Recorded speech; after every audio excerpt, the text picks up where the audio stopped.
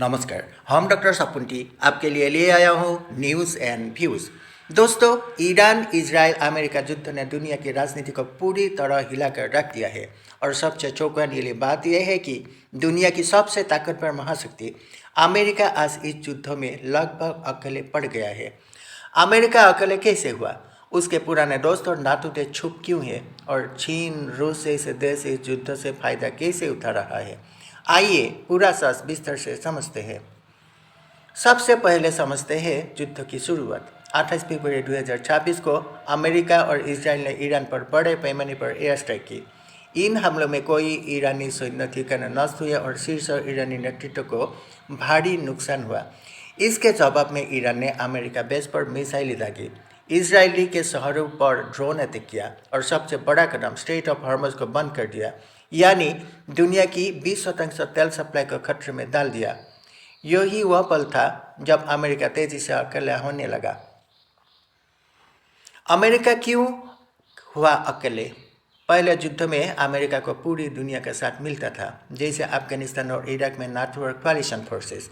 लेकिन इस बार कोई नाटो देश अमेरिका का साथ नहीं। यूरोपीय देश युद्ध का विरोध कर रहा है, अरब देश चुप है, एशियाई देश न्यूट्रल है, कोई संयुक्त सैन्य गठबंधन नहीं। दुनिया को डर था कि यह युद्ध तेल संकट बढ़ाएगा, आर्थिक गिरावट होगा और तीसरे विश्व युद्ध को जन्म दे सकता है। इसीलिए अमेरिका को खुला समर्थन नहीं मिला। यूरोप नहीं चाहता दूसरा बड़ा युद्ध। यूरोप पहले से परेशान है, यूक्रेन रूस युद्ध से, गैस तेल संकट से, महंगाई से और राजनैतिक अस्थिरता से। अब यूरोप ईरान के साथ युद्ध नहीं चाहता। यूरोप की प्राथमिकता है कि डिप्लोमेसी, न कि अमेरिका का सैन्य एक्शन। अमेरिका का अंदर भी भारी विरोध है। अमेरिका जनता नए युद्ध के खिलाफ है। सर्वे बताते हैं कि लोग ग्राउंड ट्रूप भेजने के खिलाफ है। तेल के दाम बढ़ने का डर है, राजनीतिक तनाव बढ़ रहा है, चुनाव का साल है। एक भीतर से बता हुआ देश बाहर दुनिया को लीड नहीं कर सकता। चीन और रूस ने अमेरिका को कूटनीतिक रूप से घेर लिया। चीन और रूस ने सोच समझकर दूरी बनाई रखी, अमेरिका युद्ध में उलझा। चीन ने खुद को शांति दूत की छवि दी है, रूस ने ईरान के साथ तेल सहयोग बढ़ाया है। दोनों ने खुलकर अमेरिका का साथ नहीं दिया। उन्हें मौका मिला अमेरिका प्रभाव को कमजोर करने का और उन्होंने यही किया। अरब देश युद्ध नहीं चाहते। सऊदी अरब, यूएई, कतर और अन्य खाड़ी देश ईरान के नज़दीक है, भौगोलिक रूप से भी और आर्थिक रूप से भी।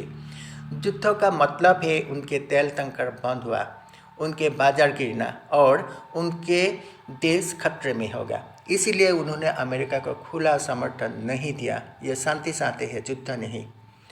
वैश्विक अर्थव्यवस्था पर भी भारी दबाव है। जब ईरान ने स्ट्रेट ऑफ हॉर्मुज़ को प्रभावित किया, दुनिया भर में तेल की कीमतें बढ़ गई है।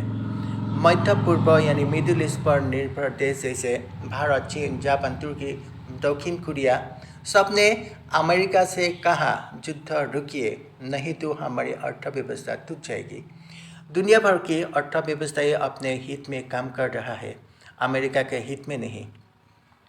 अमेरिका कैसे स्टेप बाय स्टेप अकेले पड़ा? युद्ध से पहले कूटनीति पूरी तरह असफल, ईरान के साथ बातचीत टूट गई। अमेरिका ने अचानक हमला किया बिना गठबंधन से। अमेरिका ने पहले दुनिया को तैयार नहीं किया। ईरान की आक्रामक प्रतिक्रिया है।